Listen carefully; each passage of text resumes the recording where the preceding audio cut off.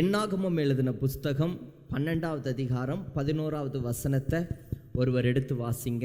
அப்பொழுது ஆரோன் மோசேயை நோக்கி, என் ஆண்டவனே, நாங்கள் புத்தியினமாய் செய்த இந்த பாவத்தை எங்கள் மேல் சுமத்தாதிரும். இன்னைக்கு என்னுடைய செய்தியின் தலைப்பு புத்தியினம்.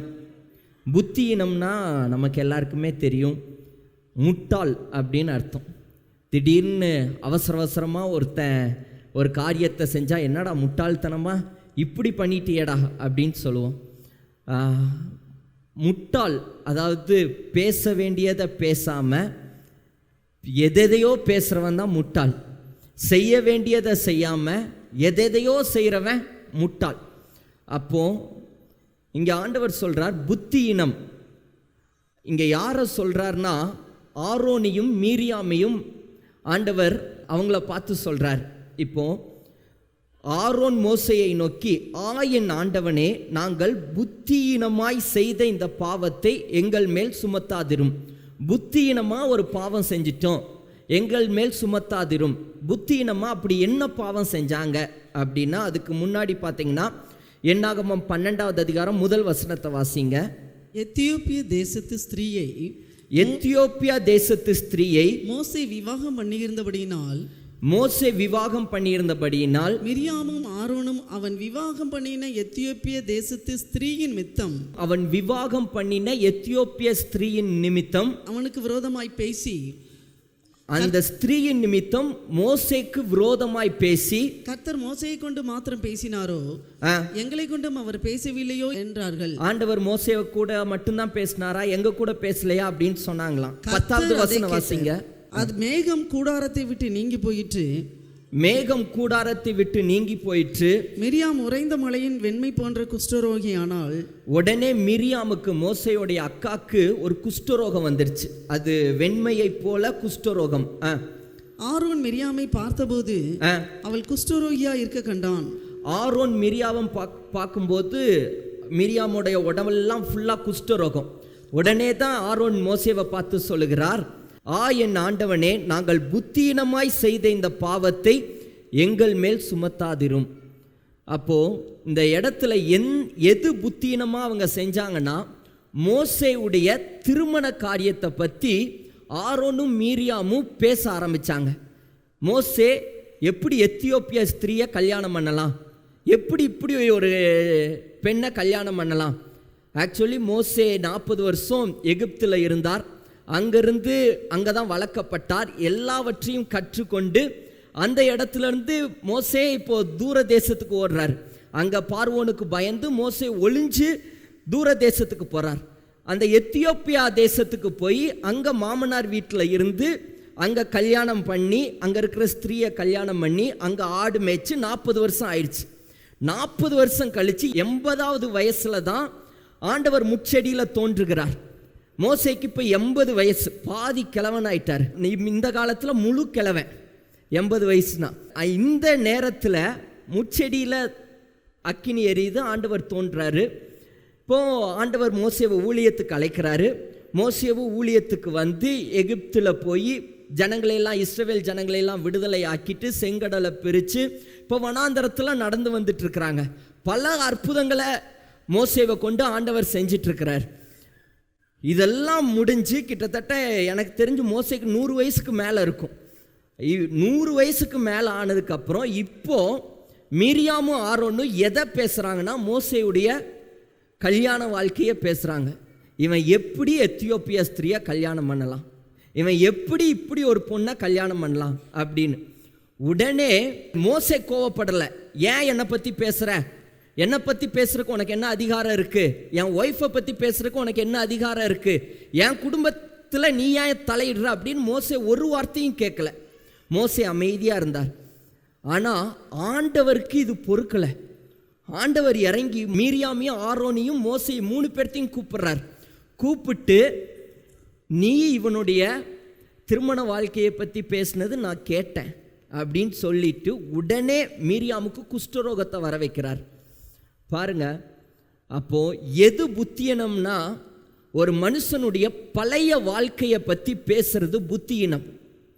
மற்றவர்களுடைய பழைய வாழ்க்கை, பாஸ்ட், முடிஞ்சு போன காரியத்தை மறுபடியும் அதை தோண்டி அதுலேயே பேசிட்டு இருக்கிறது. நல்லா தான் இருக்கிறாங்க, அற்புதம் நடக்கும் போதெல்லாம் மோசே வாழ்க மோசே வாழ்க சூப்பர் அப்படிங்கிறாங்க. ஆனால் இவங்களுக்குள்ள அந்த பழைய காரியம் போகவே இல்லை. இவன் அப்படி கல்யாணம் பண்ணிட்டானே, இவன் இப்படி திருமணம் பண்ணிட்டானே அப்படின்னு அந்த கசப்பை உள்ள வச்சுக்கிட்டே இருக்கிறாங்க. அது போகவே இல்லை. அதை கிண்டி அதை நோண்டிக்கிட்டே இருக்கிறாங்க. ஆண்டவர் சொல்றார், இதுதான் புத்தியினம். இன்னைக்கு அநேக குடும்பங்கள் பிரியறதுக்கு காரணம் பழைய காரியத்தை விடாமல் அதையே பிடிச்சிட்டு இருக்கிறது. நீ அதை பண்ணல, நீ அந்த தப்பு பண்ணல, நல்லா இருக்கும் குடும்பம், நல்லா சண்டையெல்லாம் முடிஞ்சு அப்போ தான் சேர்ற மாதிரி இருக்கும். சேர்ற நேரத்தில் யாராவது ஒருத்தர் பழைய காரியத்தை கிளறிடுவாங்க. உடனே அவ்வளோதான். மறுபடியும் அநேக வீட்டில் பாருங்கள், மருமகன் மாமனார்கிட்ட பேசவே மாட்டாங்க. ஏதோ திருமணமான புதுசில் ஒரு சண்டை வந்திருக்கும், அந்த சண்டையெல்லாம் முடிஞ்சு சேர்ற நேரத்தில் மறுபடியும் யாராவது ஒருத்தன் குடும்பத்தில் இருக்கிறவங்க அந்த கிளறி விடுவாங்க. உங்கள் மருமகன் உங்களை என்ன பேசுனா மறந்துட்டீங்களா அப்படின்னு மருமகனுக்கு முன்னாடியே கேட்பாங்க. உடனே அதுலேருந்து அடுத்த தடவை வரவே மாட்டார் மாமனார் வீட்டுக்கு. இப்படி பல குடும்பம் இன்னைக்கு பிரிஞ்சிருக்கிறது. இன்னைக்கு அம்மா மகனுடைய உறவு பிரிஞ்சிருக்கிறதுக்கு காரணம், அப்பா மகனுடைய உறவு பிரிஞ்சிருக்கிறதுக்கு காரணம், சரியான சொந்தக்காரங்க கூட ஒரு ஐக்கியம் இல்லாததுக்கு காரணம் பழைய பாவங்கள். ஆண்டவர் உங்களை பார்த்து இன்னைக்கு சொன்ன ஒரு வார்த்தை என்னன்னா, பழச நீ பேசாத. பழசு தான், அதை கிண்டிட்டு இருக்காத. கிண்ட அது நாரும். அடுத்தவன் வீட்டு குப்பையை எடுத்து உங்கள் வீட்டுக்குள்ளே நீங்கள் வைப்பீங்களா? வைக்க மாட்டீங்க. ஏன்? அது குப்பை. அதுதான் மற்றவர்களுடைய வாழ்க்கை. பழைய காரியம் குப்பை. அந்த குப்பையை எடுத்து மடியில் போட்டு அதையே பேசிகிட்டு இருக்கக்கூடாது. இன்னைக்கு அதிலிருந்து நீங்கள் திருந்த வேண்டும். ஆரோனியும் மீரியாமையும் ஆண்டவர் தண்டிச்சார், ஆண்டவரே கோவப்பட்டார். காரணம், பழைய காரியத்தை அவங்க பேசிகிட்டே இருந்தாங்க. ஒரு கணவனார் மனைவி, அந்த கணவனார் என்ன பண்ணார்னா, வீட்டில் துபாய்க்கு போகிறவர், நான் இன்றைக்கி துபாய்க்கு போகிறேன்னொன்னையும் கணவனாருக்கு பிடிச்ச ஒரு ரச குழம்பு மனைவி வச்சாங்க. ஐயோ, கணவனார் ஊருக்கு போகிறாரு, அதனால் அவருக்கு பிடிச்ச ஒரு ரச குழம்பு வைப்போம் அப்படின்னு நல்லா டேஸ்டான ஒரு ரச குழம்பு வச்சாங்க. அதை சாப்பிட்டதும் கணவனாருக்கு ரொம்ப ஹாப்பி ஆயிடுச்சு. உடனே சொன்னார், ரச சோறு சூப்பராக இருக்குது, நான் இனி அடுத்தது துபாயிலேருந்து வரும்போதும் இதே மாதிரி எனக்கு ஒரு ரச சோறு வச்சு கொடு, அவ்வளோ டேஸ்ட்டாக வச்சுருக்கிற அப்படின்னார். அதே மாதிரி அவர் துபாய்க்கு போயிட்டு மறுபடியும் துபாய்க்கு முடித்து ஒரு 3 மாதம் கழித்து திரும்ப வந்தார். திரும்ப வந்ததும் மனைவியை பார்த்து கேட்டார், எனக்கு அந்த ரசம் சோறு வச்சு கொடுக்குறியா அப்படின்னார். ஓகேங்க. உடனே உள்ளே போயிட்டு வேகமாக சாப்பாடு எடுத்துகிட்டு தட்டை வச்சுட்டு, இன்னும் அதுக்குள்ளே ரசஞ்சோறு வச்சுட்டியா? நீங்கள் போகும்போது வச்ச ரசசோறு அப்படியே ஃப்ரிட்ஜுக்குள்ளே வச்சுருக்கிறேன். உடனே அவர் கும்பிடு போட்டுட்டு, நான் வெளியவே சாப்பிட்டுக்கிறேன், இனி நல்லா இருக்குன்னு நான் சொல்லவே மாட்டேன் அப்படின்ட்டார். நீ வச்சது நல்லா இருக்குன்னு நான் ஒரு நாளும் சொல்ல மாட்டேன். காரணம், பழசு தான்.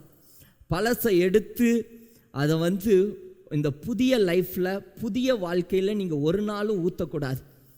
பழசெல்லாம் முடிஞ்சிருச்சு. வேதம் சொல்லுது, முந்தினதை யோசிக்காத, பூர்வமானதை சிந்திக்காத, இதோ நான் புதிய காரியத்தை செய்கிறேன். நீங்கள் எப்போ ஆண்டவர் புதிய காரியத்தை செய்வார்னா, முந்தினதை யோசிக்காம, பூர்வமானதை சிந்திக்காம நீங்கள் இருக்கும்போது கர்த்தர் புதிய காரியத்தை செய்வார். பழசையே பிடிச்சிக்கிட்டு இருந்தால் புதிய காரியம் நடக்காது. இந்த நோக்கியா செல் இருக்குது பாருங்கள், அந்த நோக்கியா செல்லு ஒரு காலத்தில் நோக்கியா செல் இல்லாத ஆட்களே இல்லை. எல்லார் கையிலையும் நோக்கியா செல் இருக்கும். அந்த மாதிரி சேல்ஸான மொபைல் எனக்கு தெரிஞ்சு இது வரைக்கும் இந்தியாவில் எந்த மொபைலும் இல்லைன்னு நினைக்கிறேன். எல்லார் கையிலையும் நோக்கியா செல் இருக்கும். அந்த நோக்கியாக்காரர் சொன்ன ஒரு காரியம் என்னென்னா, ஏன் அந்த கம்பெனி ஒன்றுமே இல்லாமல் போச்சு அப்படின்னா, அவங்க சொன்னாங்க, நாங்கள் அப்டேட் பண்ணவே முடியல, உலகம் போகிற ஸ்பீடுக்கு எங்களால் போக முடியல, எங்களால் அப்டேட் ஆக முடியல, அந்த பழசையே வச்சுட்டு இருந்தோம், ஆட்டோமேட்டிக்காக ஒன்றுமே இல்லாமல் போயிட்டோம். இதுதான் லைஃப். நீங்கள் பழைய காரியத்தை வச்சுக்கிட்டே இருந்தீங்கன்னா ஒன்றுமே இல்லாமல் போயிடுவீங்க. பழசை தூக்கி வீசிட்டு கர்த்தர் நடத்துகிற புதிய பாதைக்குள்ள உங்கள் வாழ்க்கையை நீங்கள் கொண்டு போங்க. ஹல்லேலூயா. கர்த்தர் புதிய காரியத்தை செய்ய போகிறார், புதிய அதிசயத்தை செய்ய போகிறார். பழைய காரியத்தினால பிரிஞ்சிருக்கிற உங்களுடைய குடும்பம் ஒன்று சேர போகிறது, பிரிஞ்சிருக்கிற உங்களுடைய உறவுகள் ஒன்று சேர போகிறது. மறுபடியும் பழைய காரியத்துக்கோ பழைய பேச்சுக்கோ இடமில்லை. ஹல்லேலூயா.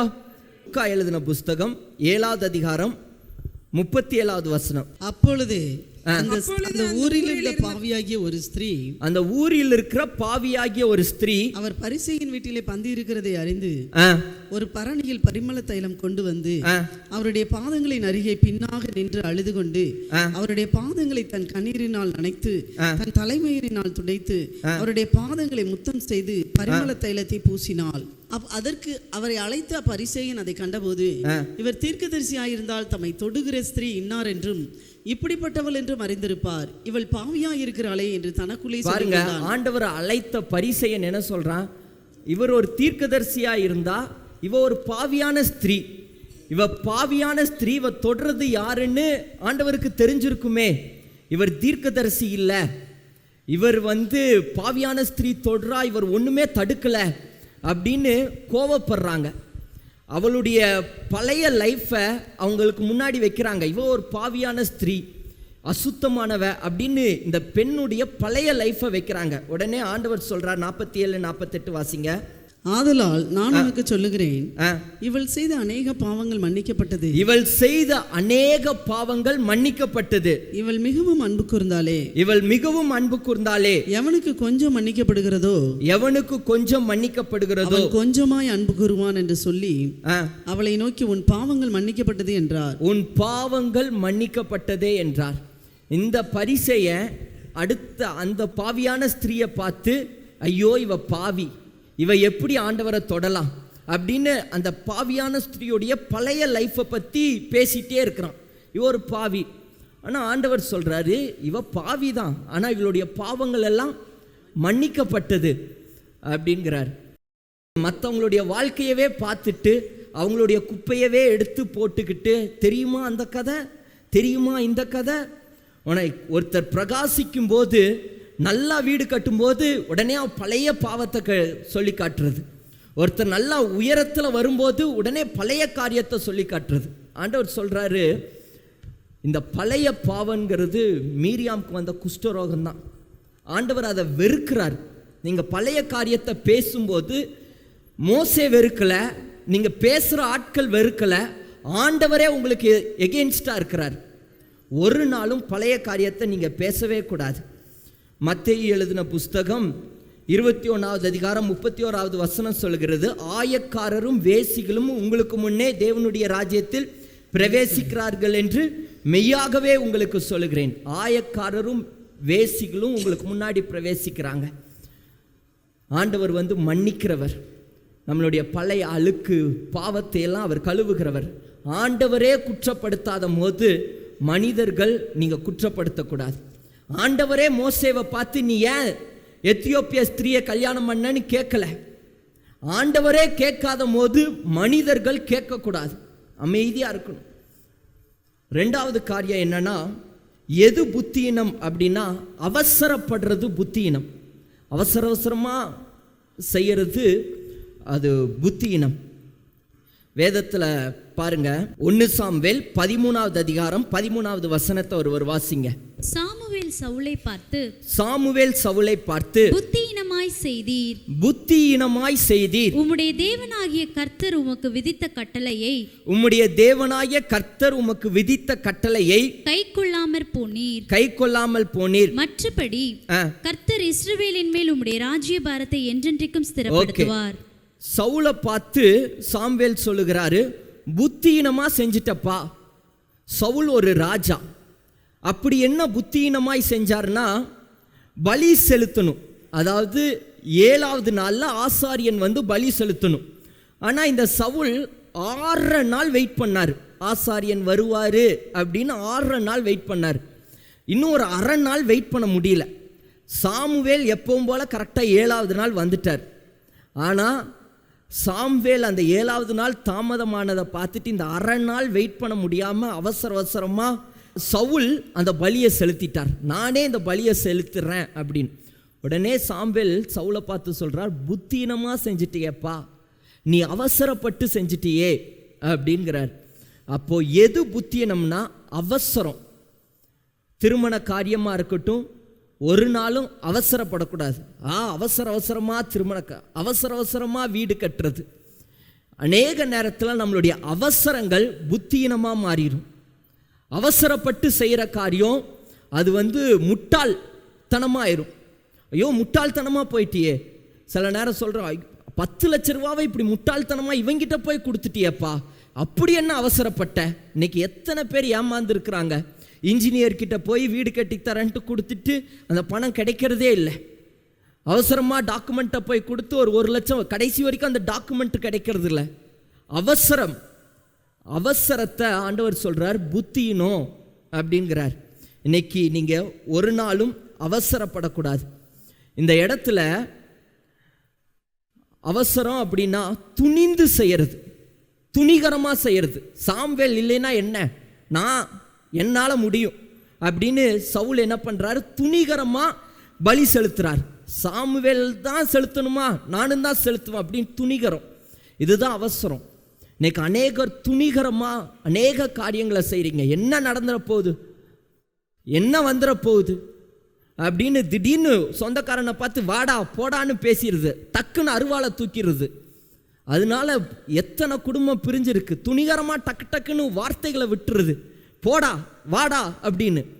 பாருங்க, இந்த துணிகரம், இந்த அவசரம், ஆண்டவர் சொல்றாரு இது புத்தியினோ, முட்டாள் அப்படிங்கிறார். யாரெல்லாம் துணிகரமாக பேசுகிறாங்களோ, அவசரப்பட்டு வந்து பார், நான் என்ன பண்ணுறேன்னு பார் அப்படின்லாம் டக்குன்னு வார்த்தைகளை உறவிற்குள்ள சொந்தக்காரங்களுக்குள்ள பேசுகிறாங்களோ, ஆண்டவர் இதை சொல்கிறாரு புத்தியினம்.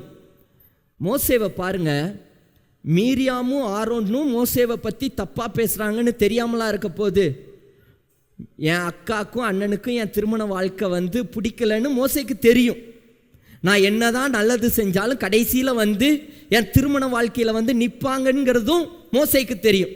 நான் அங்கே சுற்றுனா இங்கே சுற்றுனா அவங்களுக்கு என்ன தான் கொடுத்தாலும் கடைசியில் நீ இப்படி போய் கல்யாணம் பண்ணிட்டீல, இஸ்ரவேலில் பொண்ணு எடுக்காமல் எங்கேயோ போய் பொண்ணு எடுத்துட்டீல அப்படின்னு எத்தனை உறவுகள் வந்தாலும் அங்கே தான் நிற்பாங்க. அது தெரியும். இன்றைக்கி அநேகர் பாருங்கள், கல்யாண வீட்டுக்கு போவாங்க, கல்யாண வீட்டுக்கு போய் தான் சுற்றி வளைச்சு அதே பிரச்சனையில் நிற்பாங்க. இளவு வீட்டுக்கு போனாலும் சுற்றி வளைச்சு அதே பிரச்சனை. அப்போது மோசேக்கு தெரியும், ஆரோனும் மீரியாமும் எங்கே சுற்றினாலும் என்ன அற்புதம் பார்த்தாலும் அதிசயத்தை பார்த்தாலும் சுற்றி வளைச்சு இங்கே தான் வருவாங்கன்னு தெரியும். மோசே ஒரு நாளும் என் குடும்பத்தை பற்றி ஏன் பேசுகிற, என் மனைவியை பற்றி ஏன் பேசுகிறேன்னு கேட்கவே இல்லை. மோசே, ஆண்டவர் சொல்கிறார் பாருங்க மோசேவை பார்த்து, மோசே அவன் சாந்த குணம் உள்ளவன் அப்படிங்கிறாரு. மோசே ஆனவன் பூமியில் உள்ள சகல மனிதனிலும் மிகுந்த சாந்த குணம் உள்ளவனாயிருந்தான். மோசே மிகுந்த சாந்த குணம் உள்ளவனாயிருந்தான். இந்த சாந்த குணம்னா என்ன, அவசரப்படலை, ஏன் அப்படி பேசுற அப்படின்லாம் கேட்கல, பேசாதன்னு சொல்லலை, சாந்தமாக கேட்டும் கேட்காத மாதிரி இருந்துக்கிட்டான். தப்பாக பேசுகிறாங்கன்னு தெரிஞ்சும் அதை கேட்காத மாதிரி. இன்னைக்கு அநேகர் அப்படி தான் இருக்கிறாங்க. மாமனார் வீட்டுக்கு போனால் சில காரியத்தை கேட்டும் கேட்காத, அதுதான் சாந்த குணம். அங்கே சில அக்கா தம்பிகளுக்குள்ளே பிரச்சனை இருக்கும், பிரச்சனை இருந்தாலும் சில காரியத்தை கேட்டும் கேட்காத மாதிரி, அதுதான் சாந்த. வேதத்தில் சொல்லியிருக்கிறார் பாருங்க, மோசே பூமி எங்கும் சாந்த குணம் உள்ளவனாக இருந்தான், அவசரப்படவே இல்லை. ஒரு காட்டுவாசிக்கு ஒரு வேட்டையாட போனார். அவர் வேட்டையாட போகும்போது ஒரு பறவையை பார்த்தார். அது வித்தியாசமாக இருந்தது. அந்த பறவை வித்தியாசமாக இருக்கேன்ட்டு உற்று பார்த்தார். அது எச்சம் போட்டுச்சு. அந்த எச்சம் கீழே விழுந்ததுமே அது தங்கமாக மாறிடுச்சு. உடனே இந்த காட்டுவாசி ஆச்சரியப்பட்டார், என்னடா இந்த எச்சம் போட்டதும் எச்சம் தங்கமாயிடுச்சே, இந்த பறவையை பிடிக்கணும்னு பிடிச்சிட்டார். பிடிச்ச உடனே காட்டுவாசிக்கு ஆசை என்னன்னா, இதை ராஜா கையில் கொடுப்போம், ராஜா வந்து நமக்கு பாராட்டும் கொடுப்பாரு.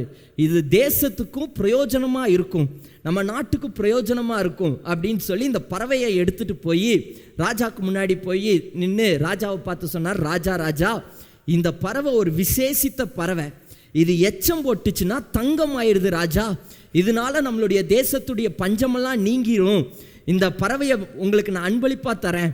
உடனே அங்கே இருக்கிற மந்திரி சொன்னார், ராஜா இவன் பார்க்கறக்கு கோமாளி மாதிரி இருக்கிறான், பறவை எச்சம் போட்டால் தங்கமாகுதா, இந்த கதையை எவனாவது நம்புவானா, இவனை முதல்ல துரத்தி விடுங்க ராஜா, முதல்ல அந்த பறவையை வெளியே விடுங்க, அது பறக்கட்டும், விடுதலையாக போகட்டும். உடனே ராஜா இருந்துட்டு, என்னடா ராஜா அரண்மனையிலே வந்து காமெடி பண்ணிட்டு இருக்கிறியா, உனக்கு எவ்வளோ தைரியம் இருந்தா அப்படின்னு சொல்லி வேகமாக போய் அந்த பறவையை திறந்து விட்டுட்டார். அது பறக்கும்போது 2 எச்சம் போட்டுச்சு. எச்சம் போட்டோடனே அது தங்கமாக மாறிடுச்சு. உடனே ராஜா, ஐயோ தங்கம், அந்த பறவையை பிடிங்க, அது பறந்து போயிடுச்சு. அப்போது அந்த வேடன் சொன்னா, முட்டாள் ராஜாவே, உமக்கு போய் நான் கொண்டு வந்து கொடுத்தேன் பாரு, இதுக்கு நான் கொடுக்காமலே இருந்திருக்கலாம், உங்களை மாதிரி ஒரு முட்டாளை நான் பார்த்ததே இல்லை அப்படின்னு பண்ணேன். இதுக்கு காரணம் என்னென்னா அவசரம், ஒரு நிதானம் இல்லை, என்ன ஏது அப்படின்னு விசாரிக்கிறதுக்கு கூட, இவன் பார்க்குறக்கு கோமாளி மாதிரி இருக்கிறான், இவன் சொல்கிறத நான் கேட்கணுமா, இவன் செய்கிறத கேட்கணுமா அப்படின்னு அவசரப்பட்டு ஒரு பெரிய பொக்கிஷத்தையே அந்த ராஜா இழந்துட்டார். இன்றைக்கும் அநேகர் இதே போல தான் லைஃப்பில் அநேகர் அவசரப்பட்டு அநேக காரியத்தை நீங்கள் இழந்திருக்கிறீங்க.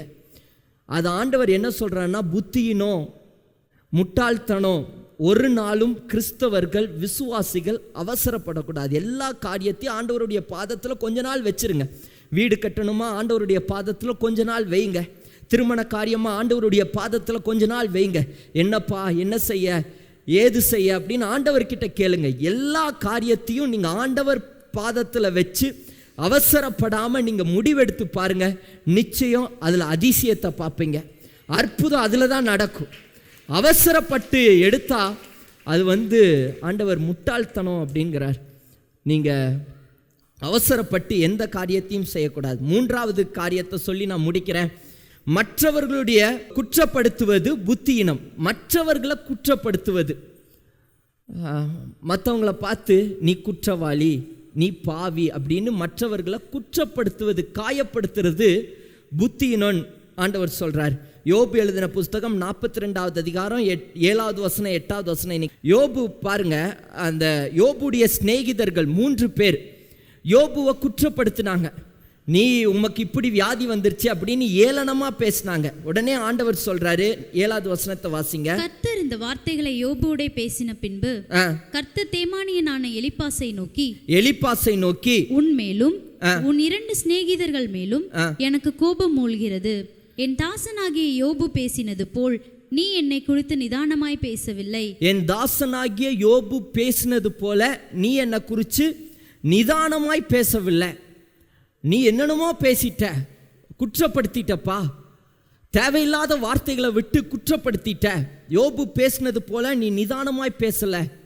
இந்த குற்றப்படுத்துறது எங்கே ஆரம்பிச்சதுன்னா ஆதாம் கிட்ட ஆரம்பிச்சது. ஆதாம் கிட்ட கேட்குறாரு. உடனே ஆதாம் யாரை கை காட்டுறாரு? ஏவாளை கை காட்டுறாரு. ஏவாள்னால தான் நான் பாவம் பண்ணேன்.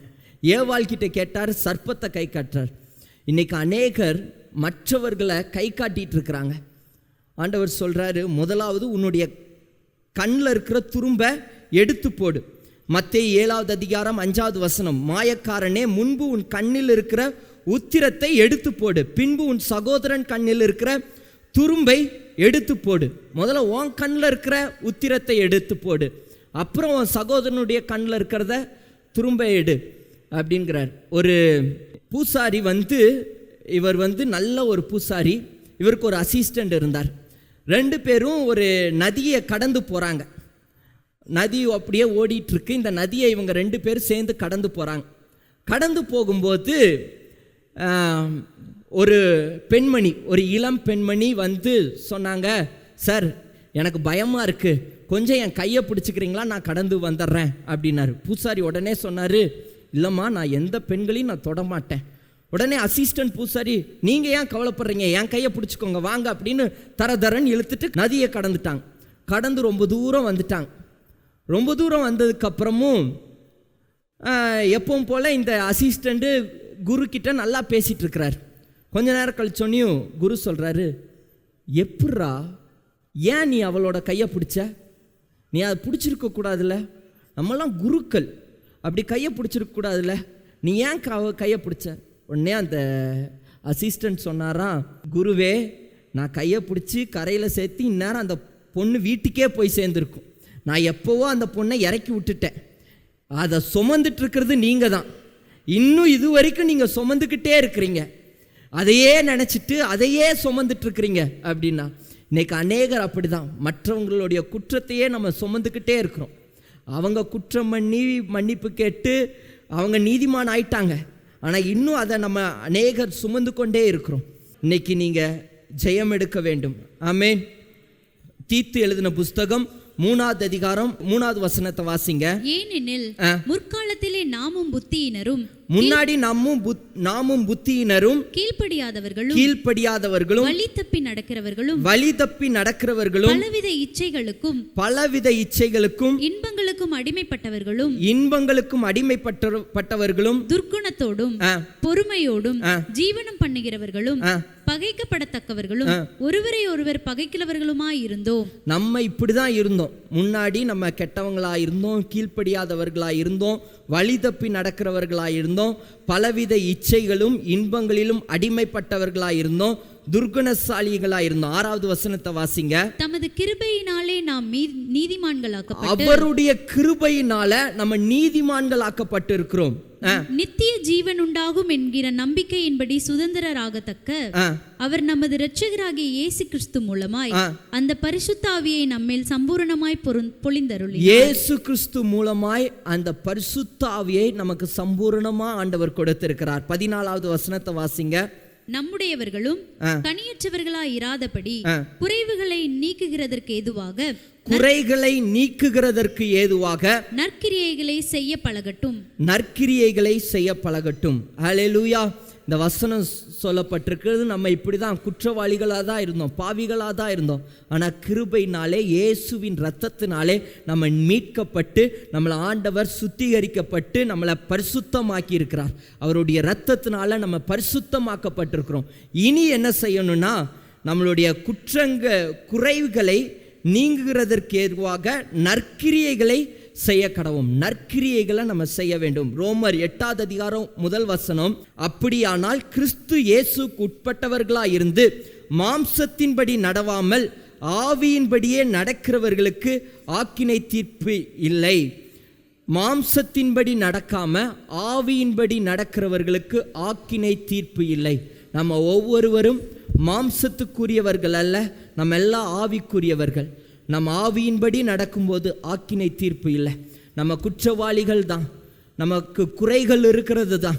பழைய வாழ்க்கையை திரும்பி பார்த்தா அது அசுத்தம் உள்ளது தான், நாற்றம் உள்ளது தான். அதை பார்க்கவே முடியாது, அதை பற்றி பேசவும் முடியாது. அப்படி ஒரு நாற்றமான வாழ்க்கை தான். ஆனால் நம்மளை இயேசு கிறிஸ்து அவருடைய இரத்தத்தினால நம்மை சுத்திகரித்திருக்கிறார், நம்மை பரிசுத்தமாக்கி இருக்கிறார். ஒரு நாளும் பழைய காரியத்தை பேசக்கூடாது, ஒரு நாளும் பழைய பெருமைகளை பேசக்கூடாது, ஒரு நாளும் நான் முதல்ல அப்படி தாதாவா இருந்தேன், நான் அப்படி ரவுடியா இருந்தேன், இல்லை இல்லை இல்லை, பழைய காரியத்தை நீங்க பேசக்கூடாது. இன்னைக்கு ஒரு பொருத்தனை பண்ணுங்க. ஆண்டவரே, என்னுடைய பழைய காரியத்தையும் நான் பேச மாட்டேன், மற்றவர்களுடைய பழைய காரியத்தையும் நான் பேச மாட்டேன்ப்பா. என்னுடைய குற்றத்தையும் நான் பார்க்க மாட்டேன், மற்றவர்களுடைய குற்றத்தையும் நான் பார்க்க மாட்டேன்ப்பா. ஓ, எங்களை நீர் புதிதாக்குகிறீர். காலை தோறும் அவருடைய கிருபை புதிதா இருக்கிறது. ஒவ்வொரு நாளும் நைட்டு தூங்கும் போது இருள் விலகி காலையில எந்திரிக்கும் போது சூரியன் உதிக்கிறது போல ஒவ்வொரு நாளும் ஒரு புதிய வாழ்க்கைய, ஒரு புதிய திட்டத்தை, ஒரு புதிய தரிசனத்தை கர்த்தர் உங்களுக்கு கொடுத்திருக்கிறார். ஓ, இந்த புதிய நாள்ல பழைய தோல்வியை பேசாதீங்க, இந்த புதிய நாள்ல பழைய காரியத்தை பேசாதீங்க, பழைய விழுந்து போனதை பேசாதீங்க. கர்த்தர் புதிய நாளை உங்களுக்கு கொடுத்திருக்கிறார், புதிய தரிசனத்தை கொடுத்திருக்கிறார், புதிய வாழ்க்கையை கொடுத்திருக்கிறார், புதிய திட்டத்தை கொடுத்திருக்கிறார். ஓ, இந்த புதிய திட்டத்துல நீங்க நடக்கிறவர்களா இருக்க வேண்டும். நீங்கள் சாதாரணவர்கள் அல்ல, விசேஷித்தவர்கள், இயேசுவின் இரத்தத்தினால கழுவப்பட்டவர்கள், நீங்கள் தெரிந்து கொள்ளப்பட்டவர்கள். உங்களை கர்த்தர் பரிசுத்தப்படுத்தி இருக்கிறார். விசுவாசிக்கிறவங்க 2 கரங்களை உயர்த்தி, அப்பா என்னை மன்னிங்கப்பா, நான் பழைய காரியத்தை பேசியிருந்தா என்னை மன்னிங்கப்பா, மற்றவர்கள் குற்றத்தை பேசி மற்றவர்களை இல்லாம ஆக்கியிருந்தா என்ன மன்னிங்கப்பா. மற்றவங்களை கெட்டவனா நான் பிரதிபலிச்சிருந்தா என்ன மன்னிங்கப்பா. மீரியாம் போல மோசேவை கெட்டவனா பிரதிபலிச்சு அப்பா அந்த சூழ்நிலை வேண்டாம் தகப்பனே. நான் ஒரு நாள் கெட்டவனா பிரதிபலிக்க கூடாது. பழைய வாழ்க்கைய பேசக்கூடாது தகப்பனே. இயேசு கிறிஸ்து அவர் பிறந்த ஊருக்கு போனார். அங்க அவரை பார்த்து சொன்னாங்க, இவன் தச்சனின் மகன், மரியாளுடைய பிள்ளை. இவனை பத்தி தெரியாதா? இவன் வாழ்க்கை எங்களுக்கு தெரியாதா? வேதம் சொல்லுகிறது அந்த இடத்துல இயேசு ஒரு அற்புதமும் செய்யல. காரணம் அவருடைய பழைய வாழ்க்கைய பத்தி பேச ஆரம்பிச்சாங்க. இன்னைக்கு சொல்றேன், உங்க பழைய வாழ்க்கையை நீங்க பேசுறீங்கன்னா ஒரு அற்புதமும் நடக்காது. மற்றவர்களுடைய பழைய வாழ்க்கையை பத்தி பேசினாலும் ஒரு அற்புதமும் நடக்காது. மற்றவர்களுடைய குற்றத்தை பேசின அற்புதங்கள் நடக்காது. அதிசயத்தை பார்க்கணும்னா இந்த புதிய நாள்ல நீங்க புதிய மனிதனாய் மாற வேண்டும். எல்லா வாய்களை திறந்து கொஞ்ச நேரம் அந்நிய பாஷை பேசுங்க.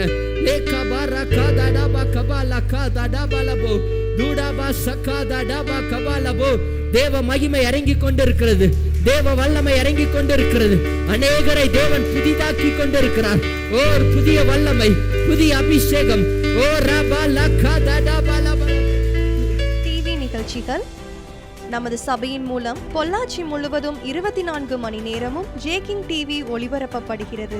விகே செட்டப் பாக்ஸில் 112வது சேனலிலும், TCCL செட்டப் பாக்ஸில் 152வது சேனலிலும், SCV செட்டப் பாக்ஸில் 217வது சேனலிலும், டாக்ஸ் செட்டப் பாக்ஸில் 62வது சேனலிலும் நமது சபையின் பாடல்கள், ஆராதனைகள், செய்திகள் ஒளிபரப்பப்படுகிறது.